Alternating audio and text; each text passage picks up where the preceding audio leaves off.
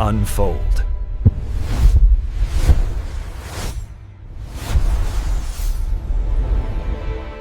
오늘 우리가 한번 깊이 파고들어 볼 주제는 바로 한국 사회의 심장부라고 할 수 있는 아파트입니다. 네, 아파트. 정말 할 얘기가 많은 주제죠. 보내주신 대한민국 아파트 연대기라는 자료를 봤는데 와, 정말 흥미롭더라고요. 그렇죠. 아파트라는 공간을 통해서 한국 현대사를 쭉 훑어볼 수 있으니까요. 맞아요. 그 프랑스 학자가 서울을 처음 보고 아파트 공화국이라고 했다는 말이 딱 와닿았어요. 네, 사실 서구에서는 아파트가 좀 저소득층 주거 공간 이런 이미지가 있는데 그렇죠. 그런데 왜 유독 한국에서는 이게 중산층의 상징, 심지어는 뭐랄까 욕망의 성체가 되었을까? 바로 그 지점입니다. 지난 60년간 우리가 왜 이 성냥갑에 그토록 열광했는지 그 비밀을 한번 파헤쳐 보는 거죠. 생존을 위한 공간에서 욕망의 상징이 되기까지. 자, 그럼 그 여정의 첫 시작부터 한번 따라가 볼까요? 좋습니다. 모든 이야기에는 시작이 있잖아요. 1962년 마포 아파트. 이게 한국 최초의 아파트 단지라고요? 네, 공식적인 최초의 단지죠. 당시에는 뭐 공동 화장실에 아궁이가 당연했던 시대인데 여기에 개별 수세식 화장실, 연탄 보일러. 이건 정말 혁명 아니었을까요? 혁명이자 동시에 공포이기도 했습니다. 공포요? 왜죠? 이 자료에 아주 재미있는 일화가 나오잖아요. 바로 쥐 실험이요. 아, 맞아요. 저 그거 보고 진짜 깜짝 놀랐어요. 사람들이 이 새로운 연탄 보일러에서 가스가 셀까 봐 너무 무서워하니까 대한주택공사가 입주 전에 각 세대에 쥐를 한 마리씩 풀어놓는 쇼를 벌인 겁니다. 잠깐만요. 진짜로요? 이게 그냥 소문이 아니라 공식적으로 한 건가요? 네. 하룻밤 쥐에 쥐가 멀쩡히 살아있는 걸 확인시켜주면서 보세요. 안전합니다. 이렇게 안심을 시킨 거죠. 와, 그 정도로 새로운 주거 형태에 대한 불신과 공포가 컸다는 거네요? 바로 그겁니다. 심지어 원래는 엘리베이터가 있는 10층으로 계획했는데 기름 한 방울 안 나는 나라에서 무슨 사치냐. 이런 여론 때문에. 아, 그것도요? 네, 결국 엘리베이터 없는 6층짜리로 축소됐어요. 당시 현실이 그랬던 거죠. 쥐 실험까지 해가면서 불안감을 잠재우려고 했는데 그 불신이 정말 끔찍한 현실이 되어버린 사건이 실제로 일어났죠. 네, 한국 사회 전체의 트라우마로 남은 바로 1970년 와우 아파트 붕괴 사건입니다. 준공 단 4개월 만에 무너졌다고요? 네, 넉 달 만에요. 5층짜리 아파트 한 동이 그냥 그대로 무너져 내려서 33분이 목숨을 잃었어요. 넉 달이라니 도대체 어떻게 지었길래 그런 일이 벌어진 거죠? 그야말로 속도전과 부패의 합작품이었습니다. 공사비를 빼돌리려고 철근을 규정의 절반도 안 넣고 시멘트 양은 줄이고 모래를 더 섞어버린 거죠. 세상에. 심지어 건물을 받치는 기둥이 단단한 안반이 아니라 그냥 무른 흙 위에 세워졌다고 해요. 정말 총체적 부실이었네요. 이 사건 때문에 아파트는 언제 무너질지 모른다는 공포가 사회 전체에 깊이 박혔겠어요? 네, 완전히 각인됐죠. 와, 와우 아파트 붕괴로 공포가 정말 극에 달했을 텐데 이걸 어떻게 극복했을까요? 다시 아파트에 살게 하려면 국가 차원에서 뭔가 대단한 걸 보여줘야만 했을 것 같아요. 정확히 보셨습니다. 그래서 정부가 정말 작정하고 만든 게 바로 1971년 여의도 시범 아파트였습니다. 아, 이름부터 시범이군요. 엘리베이터까지? 네. 그리고 중앙난방 방식이라서 수도꼭지만 틀면 바로 온수가 나왔습니다. 이야, 이건 그냥 집이 아니라 거의 호텔 수준인데요. 자료 보니까 심지어 제복 입은 안내양까지 있었다면서요? 맞습니다. 당시 사람들한테는 거의 미래의 삶을 미리 체험하는 것과 같았을 거예요. 그랬겠네요. 그리고 여기서 핵심은 박정희 대통령이 직접 준공식에 참석해서 테이프를 끊었다는 점입니다. 아, 국가 원수가 직접? 네, 이 아파트는 국가가 보증하는 가장 안전하고 현대적인 삶의 공간이다라고 공인을 해준 거죠. 그 순간부터 이미지가 완전히 바뀌었겠군요. 네, 위험한 콘크리트 덩어리에서 모두가 선망하는 중산층의 상징으로 이미지가 180도 바뀌게 됩니다. 정부가 아주 성공적으로 아파트를 안전하고 현대적인 공간으로 브랜딩했네요. 그런데 그 새로운 공간이 아주 오래된 계급의식을 담아내기 시작한 사례가 있더라고요. 아, 네. 1973년 반포주공 1단지 평면도. 저 그거 보고 정말 깜짝 놀랐습니다. 바로 식모방의 존재죠. 네, 60평형대 대형 평수 설계도에 부엌 안쪽에 1평 남짓한 아주 작은 방. 그런데 더 놀라운 건 그 방의 동선이에요. 맞아요. 그게 정말 충격이었어요. 가족들이 생활하는 거실이나 복도를 전혀 통하지 않고 오직 부엌 뒷문으로만 드나들 수 있게 설계됐더라고요. 네, 가사 노동자와 주인의 공간, 그리고 동선을 완벽하게 물리적으로 완벽하게 분리하겠다는 의도가 깔려 있는 겁니다. 가장 최신식 주거 공간에 가장 전근대적인 신분의식이 그대로 이식된 거네요. 그렇죠. 당시 한국 사회의 과도기적인 단면을 보여주는 아주 상징적인 증거라고 할 수 있죠. 정말 충격적입니다. 그렇게 아파트가 상류층의 상징이 되다 보니까 결국 투기의 대상으로 변질되는 건 시간 문제였겠어요. 네, 뭐 당연한 수순이었죠. 그 신호탄이 1977년 압구정 현대아파트 특혜 분양 스캔들이었고요. 맞습니다. 바로 이 사건에서 우리가 지금도 쓰는 프리미엄이라는 말이 탄생했어요. 아, 여기서 나온 말이군요. 네, 현대건설이 고위공직자나 국회의원 같은 유력인사 200여 명에게 아파트를 몰래 빼돌려서 분양한 사건입니다. 당첨만 되면 그냥 앉아서 돈을 버는 구조였겠네요. 그렇죠. 당시 분양가에 맞먹는 수천만 원의 웃돈, 즉 프리미엄이 붙었습니다.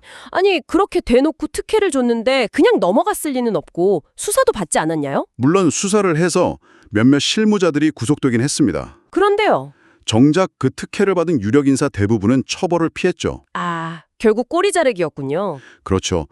이 사건을 지켜본 대중들 머릿속에는 아파트 당첨은 로또다. 그리고 가진 자들은 법 위에 있다는 공식과 함께 깊은 박탈감이 새겨지게 된 겁니다. 압구정 스캔들로 강남이 부와 권력의 상징으로 굳어졌군요. 그런데 강남이 지금의 불패 신화가 된 데에는 단순히 돈 문제만 있었던 건 아니잖아요. 네, 맞습니다. 자료를 보니 여기에 정부의 아주 결정적인 한 수가 있었다고요. 바로 학교 문제였죠. 네, 정부가 강북에 있던 전통 명문고들, 그러니까 경기고, 서울고, 휘문고 같은 학교들을 강남으로 강제 이전시킵니다. 강제로요? 네. 마침 그때 고교 평준화 정책이 시행되면서 거주지에 따라 학교를 배정받도록 바뀌었거든요. 아, 타이밍이 정말 절묘하네요. 그렇죠. 자연스럽게 명문고가 모인 곳 바로 강남 8학군이 탄생한 겁니다. 그러니까 좋은 대학에 가려면 강남으로 이사를 가서 좋은 고등학교에 배정받아야만 하는 구조가 만들어진 거군요. 맞습니다. 정부가 직접 강남 아파트에 명문대 입학권이라는 아주 강력한 옵션을 붙여준 셈이죠. 와, 이건 단순한 집이 아니라 자녀의 미래를 위한 사회적 자본이 되어버린 거네요. 바로 그겁니다. 당연히 투기 열풍은 뭐 걷잡을 수 없이 거세졌고 정부가 이걸 막아보려고 채권 입찰제라는 걸 내놓습니다. 채권 입찰제요? 그건 어떤 방식이었죠? 아파트 분양을 받으려면 국민주택 채권을 의무적으로 사야 하는데요. 네. 이 채권을 가장 비싼 값에 사겠다고 써낸 사람에게 분양 우선권을 주는 방식이었어요. 시세 차익의 일부를 정부가 미리 환수하겠다는 의도였죠. 의도는 좋았는데 효과가 있었나요? 결과적으로는 분양가만 더 올리는 부작용을 낳았고요. 인기 아파트 청약을 하려고 사람들이 은행 앞에서 밤새 줄을 서는 그런 진풍경을 만들었습니다. 아, 그 유명한 밤샘 줄 서기가 이때부터? 네, 영순위 통장이라는 말도 이때 등장했죠. 80년대 말에는 서울, 특히 강남 아파트 가격이 정말 통제 불능 수준이었겠네요. 네, 폭등이라는 말이 맞을 겁니다. 정부가 뭔가 특단의 대책이 필요했을 것 같아요. 맞습니다. 그래서 나온 게 바로 90년대 1기 신도시 건설입니다. 아, 분당, 일산. 네, 주택 200만 호 건설 계획의 일환으로 분당, 일산, 평촌 같은 거대한 신도시들을 지어서 서울의 집값을 잡으려고 한 거죠. 당시에 천당 아래 분당이라는 말이 유행할 정도였다고 하더라고요. 그랬었죠. 이 신도시의 등장은 단순히 집만 늘린 게 아니라 한국 중산층의 라이프 스타일 자체를 바꿔놓았습니다. 어떤 식으로요? 자료에 나오는 마이카 시대나 미시족의 등장이 흥미로웠어요. 네, 서울로 장거리 출퇴근이 보편화되면서 가구마다 차를 갖는 마이카 시대가 본격적으로 열렸고요. 아, 그렇죠. 그리고 신도시에 입주한 구매력 있는 30, 40대 주부들, 이른바 미시족이 새로운 소비 주체로 떠올랐습니다. 백화점 문화센터 다니고 자녀 사교육에 투자하고. 맞습니다. 인테리어에도 신경 쓰고 그렇게 새로운 중산층 문화를 형성한 거죠. 하지만 이 거대하고 빠른 건설 프로젝트 뒤에도 또 어두운 그림자가 있었군요. 네, 언제나처럼요. 와우 아파트의 악몽이 떠오르는 소금 아파트 파동. 이름만 들어도 아찔해요. 이것도 결국 속도가 문제였습니다. 200만 호를 단기간에 지으려니까 건설 자재인 강모래가 부족해진 거예요. 아, 자재가 부족해져서.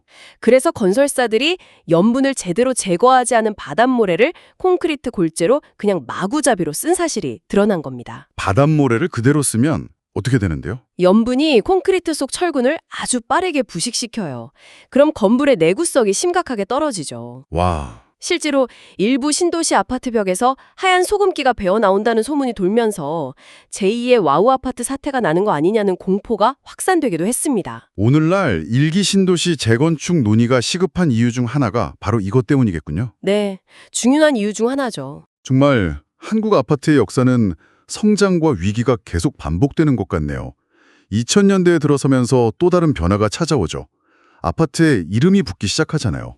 맞습니다. 브랜드의 시대가 열린 거죠. 레미안, 자이, 이 편한 세상, 네, 이때부터 아파트는 하나의 상품이자 계급장이 됩니다. 계급장이요? 네, 같은 동네라도 어떤 브랜드 아파트에 사느냐에 따라 가격이 달라지고 사람들은 아파트의 품질을 넘어서 브랜드가 주는 이미지를 소비하기 시작한 겁니다. 그 정점에 있는 게 바로 도곡동 타워팰리스겠죠. 자료를 보니까 이건 단순한 아파트가 아니라 거의 요새도라고요. 그렇죠. 외부와 완벽하게 격리된 철저한 보안 시스템, 호텔 같은 로비, 그리고 단지 안에서 모든 걸 해결할 수 있는 커뮤니티 시설까지. 네, 주거 공간의 요새화를 극단적으로 보여준 사례입니다.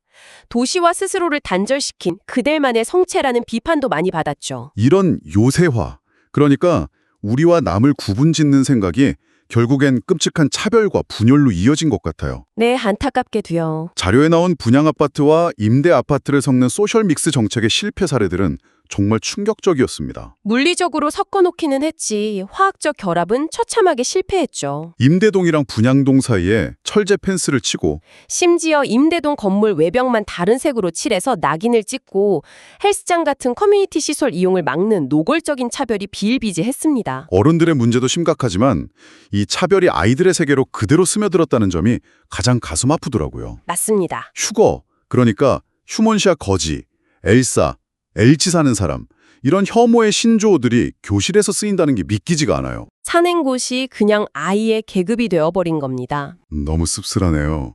최근에 불거진 배달 노동자 갑질 문제도 결국 같은 맥락이겠죠? 네, 화물용 승강기를 이용하라고 강요하거나 단지 내에서는 걸어서 배달하라고 하는 문제들이요. 아파트가 얼마나 배타적이고 폐쇄적인 요새로 변했는지 보여주는 단면입니다. 자, 이렇게 60년의 여정을 쭉 돌아봤습니다.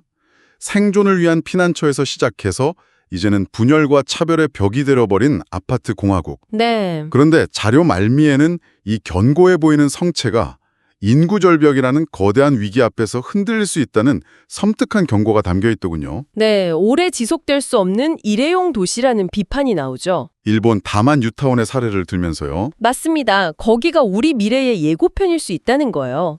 한때 도쿄에 잘 나가는 배드타운이었지만 지금은 고령화랑 인구 유출로 빈집이 속출하는 올드타운으로 전락했거든요. 2050년이면 한국의 빈집도 300만 원을 넘을 거라는 전망이 있더라고요. 네, 심각한 문제죠. 성장의 시대가 끝나고 이제 축소의 시대가 온다는 거군요. 그럼 이 텅 비어갈 도시들을 그냥 방치할 수는 없을 텐데요. 그렇죠. 그래서 이제는 도시를 무작정 키우는가 아니라 현명하게 줄이는 축소도시 전략이 필요하다는 이야기가 나옵니다. 축소 도시요? 예를 들면 어떤 게 있을까요? 예를 들어 빈집을 스마트팜이나 수직 농장으로 바꾸거나 마을 도서관, 공유주방 같은 커뮤니티 공간으로 재활용하는 시도들이 그 대안이 될 수 있겠죠. 아, 새로운 상상력이 필요하겠네요. 정말 많은 생각이 듭니다. 지난 60년간 아파트는 우리에게 집 이상의 의미였잖아요. 네, 성공의 증표이자 부의 사다리였고 때로는 신분의 계급장이었죠. 하지만 이제 그 성장의 파티는 끝나가고 있는 것 같습니다. 오늘 이 이야기를 들으신 당신이 마지막으로 한번 생각해 봐야 할 질문은 이것인 것 같아요. 네, 우리는 지금까지 어떤 아파트가 돈이 되는가 이걸 물어왔습니다. 하지만 이제는 질문을 바꿔야 할 때가 아닐까요? 어떤 질문으로요? 우리는 어떤 공간에서 함께 늙어갈 것인가? 철제 펜스를 걷어내고 욕망의 성냥갑을 넘어서 지속 가능한 공동체의 미래를 상상해야 할 시간입니다.